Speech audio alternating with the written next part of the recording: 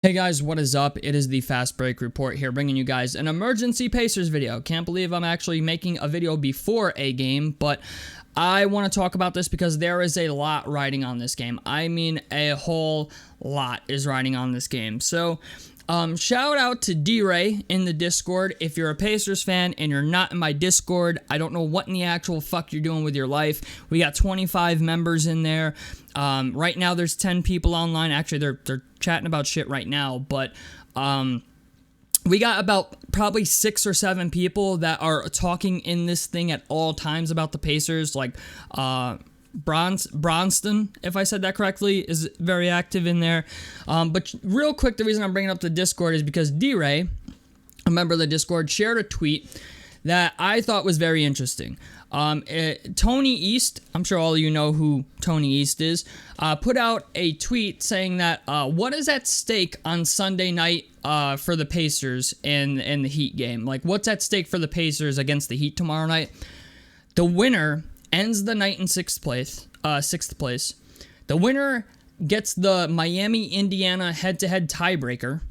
The winner gets the top spot in the Indiana-Miami-Philadelphia three-way tiebreaker, and the winner controls their own destiny for a postseason berth. So basically, any tiebreaker that happens between Indiana, Miami, and Philly, whoever wins this game tonight or tomorrow night, is the person who's going to be the beneficiary, like the top spot in a three-way tiebreaker. So we have to win this fucking game.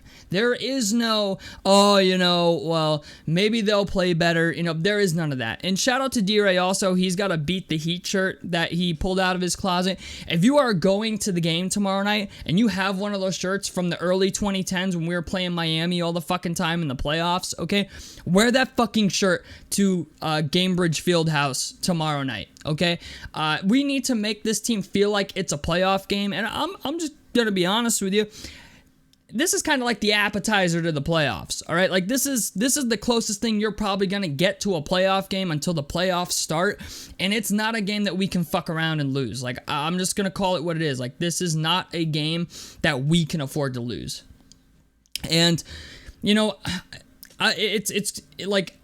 Everybody knows that Miami is a team that does better around playoff time, too. Like, we're like playoff Jimmy, okay? Like, for whatever reason, Jimmy Butler fucking becomes Michael Jordan during the playoffs. I'm not sure why, but he does.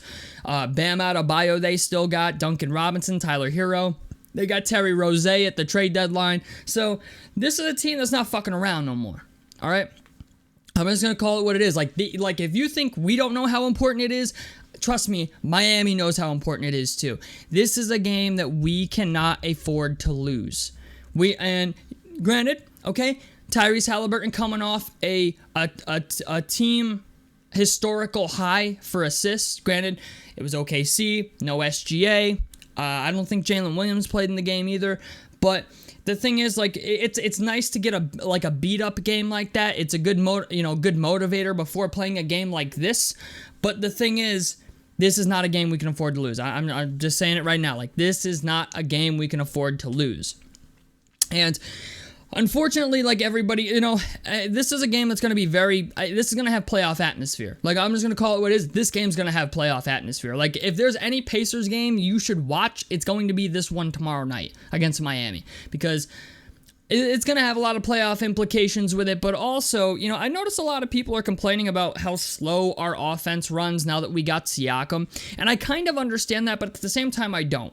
The reason I don't is because Siakam has proven that he is very, very good in the post, and with this half-court offense that we've been running, I understand it really doesn't help our roster a whole lot. Granted, it is kind of helpful for the playoffs because in the playoffs, all anybody runs is half-court offense.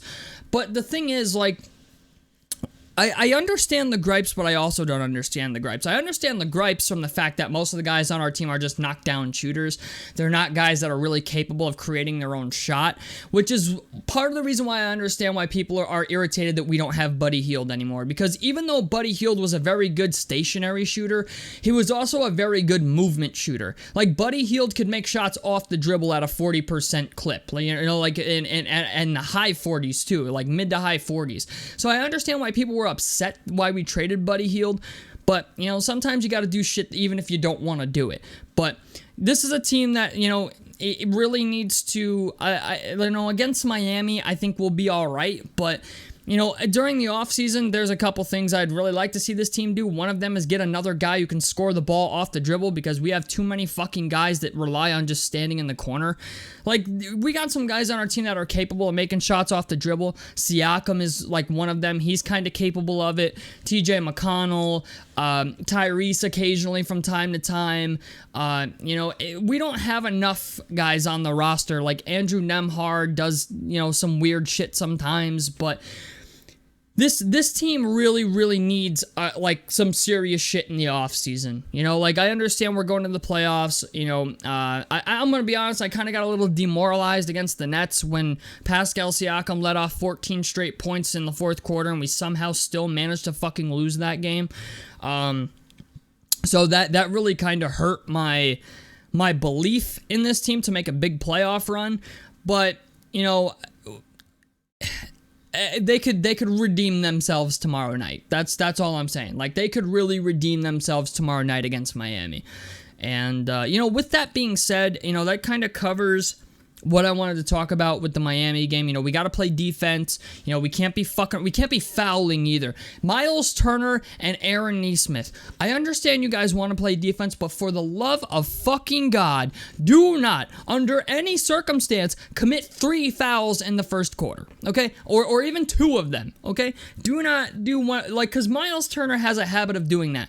Bam Adebayo is going to try to kill him with, free throw line jumpers, because that's how Bam Adebayo plays Miles Turner, okay? If you guys don't know that, you'll notice it tomorrow night. Bam Adebayo is gonna take these fucking free throw line jumpers all game against Miles Turner, because that's how he beats Miles Turner. Maybe not under the basket, but if you watch Bam Adebayo play Miles Turner in the past, he loves them, the little elbow jump shots, the free throw line jumpers. He loves that shit against Miles, because Miles doesn't like to go out there and actually defend him. He likes to just sit on the basket. So please, Miles Turner, if you happen to see this video, my brother, if you foul this motherfucker 3 times in the first quarter, I'm just saying, okay? If you somehow manage to make it so you are unavailable until the third quarter in this game tomorrow night, I'm going to purposely buy a Miles Turner jersey so I can light it on fire. I just want you to understand that. Aaron Nesmith,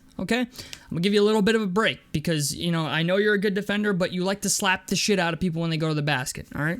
Also, it kind of depends on how the NBA refs are feeling, but as a post-All-Star break, it seems like they're letting players play more, all right? I can't have Nesmith and Miles Turner fouling out. We can't have it. Okay, Miles Turner gets in foul trouble when he plays against, better players sometimes. Like, that's been a trend with our team this year, is like we like to just slap the shit out of guys on defense. Like, yeah, we're good at defense, but we tend to like to slap the shit out of people for whatever reason. Andrew Nembhard, we know how Andrew Nembhard plays defense. It's the offense that we're questioning, not the defense so much.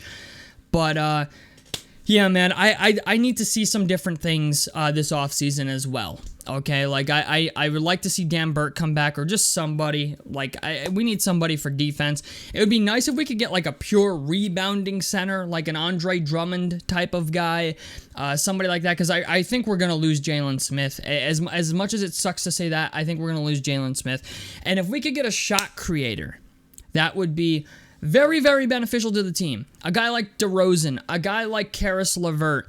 Obviously Kawhi Leonard's not going to happen. Paul George has like a 2% chance at happening. He is very pissed with the Clippers at the moment, it would seem, by the way. They asked him about James Harden's slump, and he literally just said, I'm not the coach, don't ask me. So Paul George is clearly very irritated with the situation with the Clippers right now.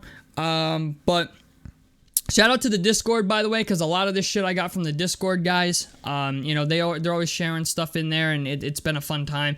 But yeah, this game tomorrow night matters a lot. And,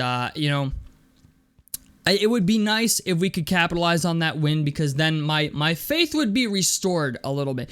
However, with this being said, by the way, if we're the 7th seed and we have to play Milwaukee, like, even if they lose and we have to play Milwaukee, I still don't think it's the end of the world. The Milwaukee Bucks, I think, are on a losing streak too as of recent. Like, I know I saw a video today that said Doc Rivers is doing it again, so I'm kind of curious. Are they on a losing streak again? Yeah.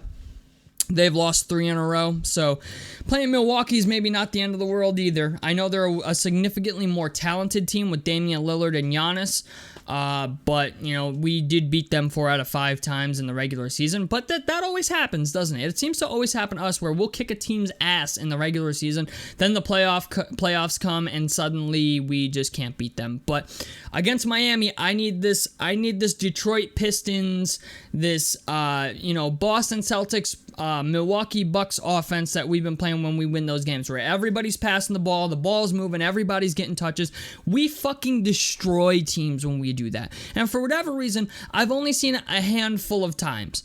And we saw it last night against OKC with Halliburton just, giving everyone and their mother dimes, okay? But when the team is passing the ball a lot, when players are getting involved, when it's not just, the Tyrese Siakam show, suddenly this team is really fucking good. So, I don't know. We're going to have to see what tomorrow night brings, but I'm excited for it. I'm going to watch it, and hopefully we come out the victor. If we don't, I don't think it's the end of the world, because we might end up having to just play Milwaukee, which I guess isn't the worst thing considering we've been kicking their ass all season, but we tend to kick teams' asses in the regular season and not show up in the playoffs. So tell me what you guys think about this down below in the comment section below. A like helps me out. Subscribe if you guys want to see more on the Fast Break Report, and out of this motherfucker. Peace, guys.